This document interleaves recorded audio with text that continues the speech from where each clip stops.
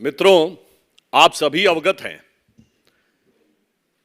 कि गांधी शांति पुरस्कार गीता प्रेस गोरखपुर को दिए जाने पर जिस प्रकार की अवांछनीय और आपत्तिजनक टिप्पणी कांग्रेस पार्टी के द्वारा की गई है, उसकी हम निंदा करते हैं।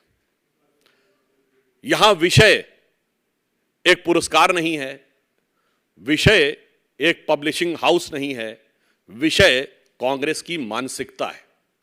क्योंकि यह सिर्फ गीता प्रेस गोरखपुर के ही खिलाफ नहीं है, यह गीता के भी खिलाफ है। और यह बात कांग्रेस पार्टी ऐसे नहीं कह सकती कि आपने गीता प्रेस के विरोध को गीता से कैसे जोड़ दिया। मैं याद दिलाना चाहता हूं, माननीय प्रधानमंत्री जी इस समय अमेरिका का दौरा प्रारंभ कर रहे हैं। ठीक 9 साल पहले 2014 में जब प्रधानमंत्री के रूप में श्री नरेंद्र मोदी जी पहली बार अमेरिका की यात्रा पर गए थे और तत्कालीन अमेरिकी राष्ट्रपति को उन्होंने गीता भेंट की थी, तो यही वो कुनबा था जिसने छाती पीटी थी कि सांप्रदायिकता का प्रयास प्रधानमंत्री जी के द्वारा किया जा रहा है क्योंकि उन्होंने गीता भेंट की है। याद करिए, बराक ओबामा उस समय राष्ट्रपति हुआ करते थे। अर्थात इनका विरोध सिर्फ गीता प्रेस से नहीं है, गीता प्रेस से जुड़े किसी मुद्दे पे नहीं है, इनका विरोध तो गीता से भी था। और संयोग देखिए कि इसी समय प्रधानमंत्री जी पुनः वहां दौरे पे हैं और 14 से लेकर आज तक कितना वक्त बदल गया है।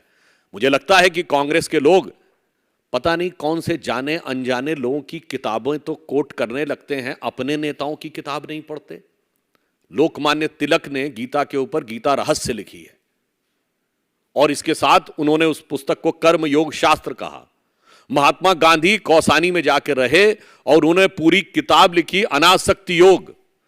डॉक्टर संपूर्णानंद ने क्या गीता पे लिखा, डॉक्टर राधाकृष्णन की Indian philosophy and Hindu way of life and idealist view of life, उसमें क्या लिखा। मुझे लगता है अपने नेताओं को ही पढ़ने की प्रवृत्ति कांग्रेस में पूरी तरीके से समाप्त हो गई है। और मैं यह भी याद दिलाना चाहता हूं कि जिसका उन्होंने विरोध किया था, यानी 2014 में गीता के विरोध से लेकर 2023 में गीता प्रेस के विरोध तक, मैं विनम्रता और दृढ़ता से कहना चाहता हूं कि गीता वो ग्रंथ है, दुनिया की अब तक की सबसे बड़ी साइंटिफिक डिस्कवरीज में से एक।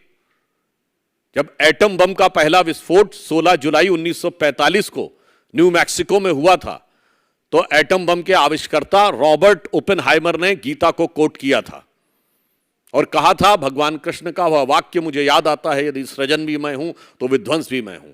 मैं फिर विनम्रता से पूछता हूं, कोई ऐसा उदाहरण बताइए जब किसी scientific discovery and that too at the level of one of the biggest in the documented history of mankind, किसी साइंटिस्ट ने किसी धर्म ग्रंथ को कोट किया हो। एंड पॉइंट नंबर 2, वो साइंटिस्ट उस धर्म को मानने वाला ना हो। एंड पॉइंट नंबर 3, उससे यह नहीं कहा गया हो तुम हमारे मजहब में आ जाओ। इस महान परंपरा को कोई भी चीज मिल जाए तो भारतीय संस्कृति, भारतीयता, हिंदू धर्म, इससे जुड़ा कोई भी मुद्दा हो तो कांग्रेस के लोग उसके प्रति अपनी अवमानना और तिरस्कार को व्यक्त करने से नहीं चूकते। चाहे सेंगोल का विरोध हो जो दक्षिण भारत में तमिलनाडु से आया हो, या गीता प्रेस गोरखपुर का विरोध हो जो उत्तर भारत में उत्तर प्रदेश में हो। यानी उत्तर से दक्षिण तक उनकी यह भारत की संस्कृति विरोधी सोच, हिंदू विरोधी सोच पूरी तरीके से जग जाहिर है। और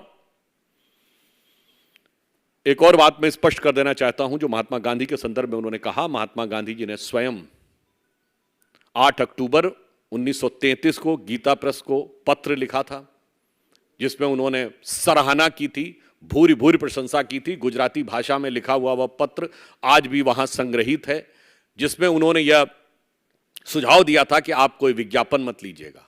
और गांधी जी के उसी सुझाव को सिद्धांत मानकर गीता प्रेस ने आज तक न कभी विज्ञापन लिया, न कभी किसी विषय के ऊपर अपना विचार व्यक्त किया, न किसी विषय की या ग्रंथ की व्याख्या की, केवल ग्रंथों का प्रकाशन किया।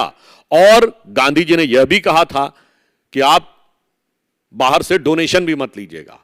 और गांधी जी के उसी सिद्धांत का अक्षरशः पालन करते हुए उन्होंने कहा है कि सरकार के द्वारा दिए गए इस पुरस्कार से वह गौरवान्वित महसूस करते हैं, परंतु राशि वो नहीं लेंगे। मैं कांग्रेस से पूछना चाहता हूं, गांधी जी के कितने सिद्धांत आज आपके साथ हैं? गांधी का हिंद स्वराज है, गांधी का ग्राम स्वराज है, गांधी का सादा जीवन उच्च विचार है, कि गांधी की खादी है, गांधी का राम राज्य, गांधी का रघुपति राघव राजा राम, गांधी का अंतिम शब्द हे राम, और अब तो गांधी टोपी भी नहीं है। 15 साल पहले यूथ कांग्रेस के ऊपर से गांधी की टोपी राहुल गांधी जी ने हटवा दी थी, मॉडर्न कैप रख दी थी। और मैं एक और तथ्य आप सबके सामने रखना चाहता हूं कि जो लोग गांधी जी को लेकर और गीता प्रेस पर आपत्ति करते हैं, उन्हें मैं याद दिलाना चाहता हूं कि महात्मा गांधी जब यरवदा जेल में थे तो उन्होंने हनुमान प्रसाद पोद्दार जी को पत्र लिखा, और वह पत्र संपूर्ण गांधी वांग्मय खंड 50 पेज नंबर 274, जाके आप चेक कर सकते हैं। मैं पूरा पत्र नहीं पढ़ रहा हूं, सिर्फ उसकी 2 पंक्ति पढ़े दे रहा हूं, आप लोग सब जाकर उसे देख सकते हैं। वो लिखते हैं, प्रिय हनुमान प्रसाद जी, आज तुम्हारा पत्र मिला, तुम सब तक वहां हो, तुम जब तक वहां हो तब तक देवदास की चिंता नहीं रहेगी। अपने पुत्र के लिए लिख रहे हैं। देवदास ने भी मुझे लिखा है कि तुम उसके साथ बहुत स्नेहपूर्ण व्यवहार कर रहे हो। अर्थात जेल में बंद गांधी जी अपने पुत्र के कुशल क्षेम के लिए पोद्दार जी से न सिर्फ अपेक्षा कर रहे थे, बल्कि उनको साधुवाद भी दे रहे थे।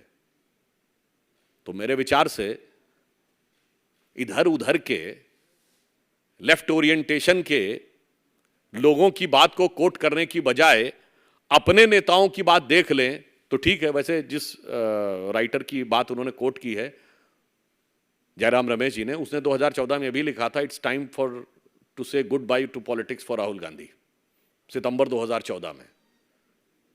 और उसने ये भी लिखा था कि 14 का चुनाव हारने के बाद बाई पोल में कांग्रेस ने अच्छा प्रदर्शन किया था और राहुल गांधी जी को राजनीति को गुड बाय कह देना चाहिए। कितना मानने वाले।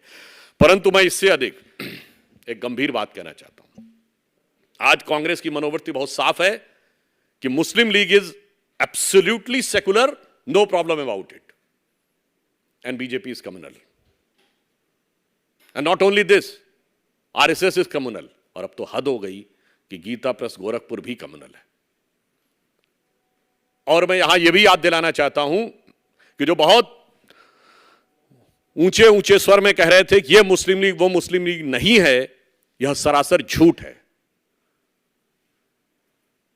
विभाजन के बाद बनी इंडियन यूनियन मुस्लिम लीग के पहले अध्यक्ष मोहम्मद इस्माइल मोहम्मद अली जिन्ना की मुस्लिम लीग के मद्रास प्रेसिडेंसी के अध्यक्ष थे। वो मद्रास प्रेसिडेंसी में उस जमाने में लगभग पूरा दक्षिण भारत आता था, और मोहम्मद इस्माइल के टाइम में दक्षिण भारत की 30 में से 30 मुस्लिम कॉन्स्टिट्यूएंसीज मुस्लिम लीग ने जीती थी। जिन्ना की मुस्लिम लीग ने 1946 में जीती थी और 95% मुस्लिमों का वोट प्राप्त किया था। और मैं कांग्रेस के लोगों को बता देना चाहता हूं, अगर जिन्ना को उपाधि थी कायदे आजम, तो मोहम्मद इस्माइल को उपाधि थी कायदे मिल्लत, यानी दक्षिण भारत के जिन्ना की तरह वो माने जाते थे। और इतना ही नहीं, आजादी के बाद ऐसा भी नहीं कि उनका कोई हृदय परिवर्तन हो गया था।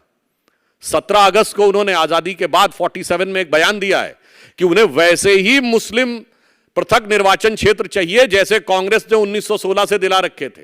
अर्थात मुस्लिम्स के लिए अलग कॉन्स्टिट्यूएंसी नहीं चाहिए, उसमें वोट देने का अधिकार भी सिर्फ मुस्लिम्स को होगा, जिसको लेकर संविधान सभा में सरदार पटेल ने उनकी अच्छी खबर ली थी। और उनके दूसरे नेता बी पोकर साहब, उन्होंने भी इसी चीज की वकालत की थी। तो नाम बदल लेने से कैरेक्टर नहीं बदल जाता। और मैं कांग्रेस से भी कहना चाहता हूं, गांधी जी का नाम रख लेने से वो कैरेक्टर नहीं आ जाता। और मैं यह भी कहना चाहता हूं कि बहुत बार ये हो गया, अनाप शनाप के उदाहरण देकर वीर सावरकर जी का अपमान करना और महात्मा गांधी जी की दुखद हत्या के साथ उन्हें जोड़ने का प्रयास करना। तो यदि उन्होंने किताब कोट की है तो मैं भी किताब कोट करके बोल रहा हूं। एक बड़े लेखक हुए मनोहर मालगांवकर, जिन्होंने किताब लिखी the man who killed Gandhi in 1978, और उनका कोई संघ से कोई कनेक्शन नहीं था। उस किताब में वो लिखते हैं कि जब गांधी जी की हत्या संबंधी मुकदमा चल रहा था तो उनके वकील एमबी पोपटकर साहब को डॉक्टर अंबेडकर फोन करते हैं और मिलने के लिए बुलाते हैं। और उस किताब में लिखा है, मैं नहीं कह रहा हूं, कि डॉक्टर अंबेडकर को कोट करते हुए वो लिख रहे हैं कि डॉक्टर अंबेडकर का कहना है कि आपके क्लाइंट सावरकर पर कोई केस नहीं बनता। फिर भी उसको लेकर जबरदस्ती उन्हें फंसाने का प्रयास किया जा रहा है और कैबिनेट के तमाम सदस्य इससे नाराज हैं। मैं फिर कोट कर रहा हूं, यह हमारा वक्तव्य नहीं है, भाजपा संघ का वक्तव्य नहीं है, या मनोहर मालगांवकर ने अपनी किताब में कोट किया और वो कोई उस प्रकार के राइटर से के थ्रू नहीं है जिसका जयराम रमेश जी उल्लेख कर रहे थे। और सावरकर जी छूट गए। अब मैं पूछना चाहता हूं कांग्रेस से, शायद आप में से बहुत से लोगों को आज की युवा